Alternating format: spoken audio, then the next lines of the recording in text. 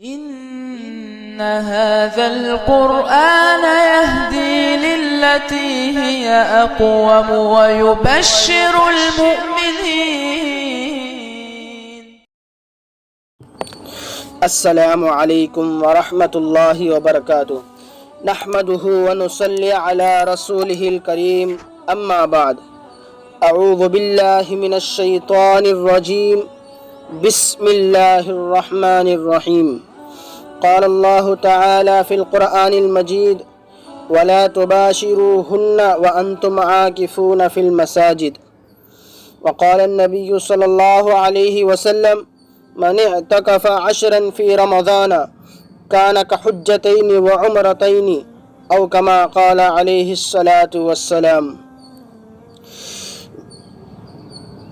میرے محترم بزرگوں اور عزیز ساتھیوں، رمضان المبارک کا مہینہ اللہ تعالیٰ کی رحمتوں، برکتوں اور مغفرتوں کا مہینہ ہے. یہ مہینہ خاص فضیلت کا حامل ہے. یہ خدا سے قریب ہونے کا بہترین موقع ہے. اس ماہ کا ہر لمحہ اور ہر ساعت بابرکت اور متبرک ہے. اس مہینے کی ہر عبادت، روزہ، تراویح، قیام اللیل، زکوٰۃ و صدقات اور اعتکاف تقرب الہی کا خاص وسیلہ ہے. اس ماہ کے تینوں عشرے اپنی انفرادی شان رکھتے ہیں، مگر اخیر عشرے کی اہمیت کچھ زیادہ ہی ہے. اس کی وجہ یہ ہے کہ لیلۃ القدر جیسی عظیم الشان رات اسی عشرے میں ہے، اور اعتکاف جیسی اہم عبادت بھی اسی عشرے میں ہے. اور واقعہ یہ ہے کہ رمضان المبارک کے صحیح قدر دانوں کے لیے اعتکاف بہت بڑی دولت ہے. اس لیے آج میں آپ حضرات کے سامنے اعتکاف کے بارے میں کچھ باتیں عرض کرنا چاہتا ہوں. امید ہے کہ آپ حضرات میری بات غور سے سنیں گے اور سمجھ آئے تو انشاءاللہ اس پر عمل بھی کریں گے. عزیز دوستو، اعتکاف بہت ہی اہم عبادت ہے اور اس کے بہت سارے فوائد ہیں. ان میں سے ایک فائدہ یہ ہے کہ انسان جب تک حالت اعتکاف میں ہو، اس کا لمحہ لمحہ عبادت میں لکھا جاتا ہے. اس کا سونا، اس کا کھانا پینا اور اس کی ایک ایک نقل و حرکت عبادت میں داخل ہوتی ہے. اور ہر مسلمان جانتا ہے کہ اللہ تعالیٰ نے شب قدر کی رات کو پوشیدہ رکھا ہے تاکہ مسلمان آخر عشرے کی طاق راتوں میں جاگ کر عبادت میں مشغول رہے. لیکن عام حالت میں انسان کے لیے یہ مشکل ہوتا ہے کہ رات کا ایک ایک لمحہ عبادت میں صرف کرے، بلکہ انسانی ضروریات کے تحت رات کا کچھ حصہ دوسرے کاموں میں صرف کرنا پڑتا ہے. لیکن اگر انسان اعتکاف کی حالت میں ہو تو خواہ وہ رات کے وقت مکمل سوتا ہی رہے، اسے عبادت گزاروں میں شمار کیا جائے گا، اور اس طرح اس کو شب قدر کا ایک ایک لمحہ عبادت میں صرف کرنے کی فضیلت حاصل ہوگی.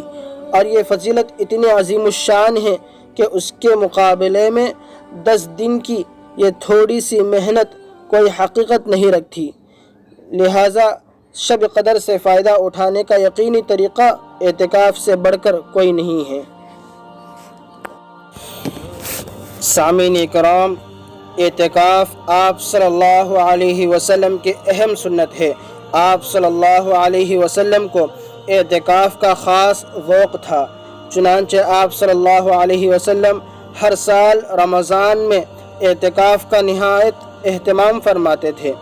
آپ صلی اللہ علیہ وسلم نے رمضان کے پورے مہینے کا بھی اعتکاف فرمایا ہے اور 20 روز کا بھی اعتکاف فرمایا ہے.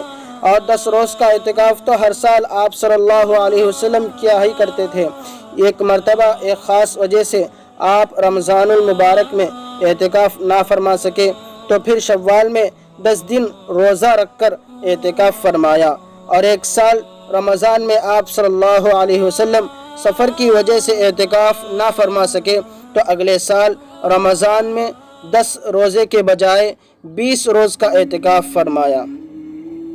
جب شب قدر کے بارے میں یہ متعین نہیں ہوا تھا کہ وہ آخر عشرے کی طاق راتوں میں ہوتی ہے، اس وقت آپ سے पूरे महीने का एतकाफ़ फरमाना भी साबित है। हज़रत अबू सईद खुदरी रज़ी अल्लाह तआला अन्हु कहते हैं कि एक मरतबा आप सल्लल्लाहु अलैहि वसल्लम ने शुरू रमज़ान से 20 रमज़ान तक एतकाफ़ फरमाया। फिर उसके बाद फरमाया कि मैंने शब कदर की तलाश में पहले अशरे का एतकाफ़ किया, फिर दरमियानी अशरे का एतकाफ़ किया, फिर मुझे बताया गया कि शब कदर आखिरी अशरे में है, लिहाजा तुम में से जो शख्स मेरे साथ एतकाफ़ करना चाहे वह आखिर अशरे का भी कर ले। उसके बाद आप सल्लल्लाहु अलैहि वसल्लम का मामूल हो गया कि हर साल रमज़ान के आखिर अशरे में एतकाफ़ फरमाते थे। हज़रत आयशा रज़ी अल्लाह तआला अन्हा फरमाती हैं अन्ना नबी सल्लल्लाहु अलैहि वसल्लम काना यअतकिफुल अशरल अवाखिर मिन रमज़ान हत्ता तवफ़्फ़ाहुल्लाहु अज़्ज़ व जल्ल सुम्मा अतकफ़ अज़वाजुहु मिन बादी, कि नबी करीम सल्लल्लाहु अलैहि वसल्लम रमज़ान के आखिर अशरे का एतकाफ़ फरमाया करते थे, यहाँ तक कि अल्लाह ताला ने आपको वफ़ात दे दी। फिर आप सल्लल्लाहु अलैहि वसल्लम के बाद आपके अज़वाज मुतहरात एतकाफ़ करती रहीं। मेरे अज़ीज़ साथियों, एतकाफ़ के तो बहुत से फ़ज़ाइल है, मगर रसूलुल्लाह सल्लल्लाहु अलैहि वसल्लम से मोहब्बत करने वालों के लिए तो बस इतनी बात काफ़ी है कि ये आप सल्लल्लाहु अलैहि वसल्लम की एक अहम सुन्नत है जिस पर आप सल्लल्लाहु अलैहि वसल्लम ने मुआज़बत फरमाई है और कभी भी बिल्कुलिया तर्क नहीं फरमाया। आशिक़ान रसूल को तो यही धुन होनी चाहिए कि फ़लाँ काम मेरे महबूब सल्लल्लाहु अलैहि वसल्लम ने किया है और ये काम मेरे प्यारे आका की सुन्नत है, लिहाजा हो सके तो हर साल वरना ज़िंदगी में कम से कम एक मरतबा तो ज़रूर एतकाफ़ कर ही लेना चाहिए ताकि आपकी सुन्नत पर अमल हो जाए। सामीन इकराम, एतकाफ़ से सारे गुनाह ख़त्म हो जाते हैं।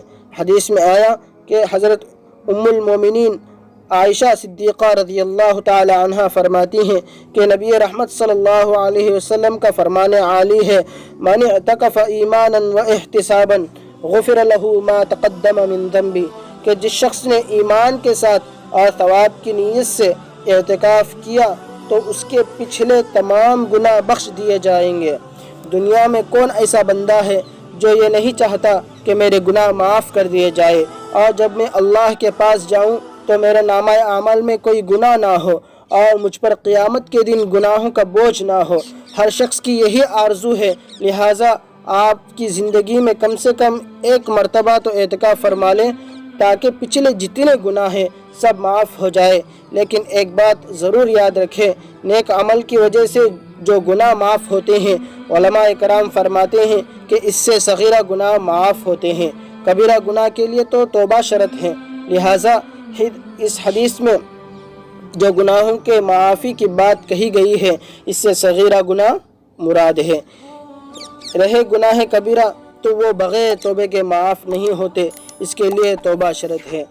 अल्लाह ताला से दुआ है अल्लाह ताला हम सबको शब कदर की रात नसीब फरमाए। अल्लाह ताला हमारे सगीरा और कबीरा गुनाह को भी माफ़ फरमाए।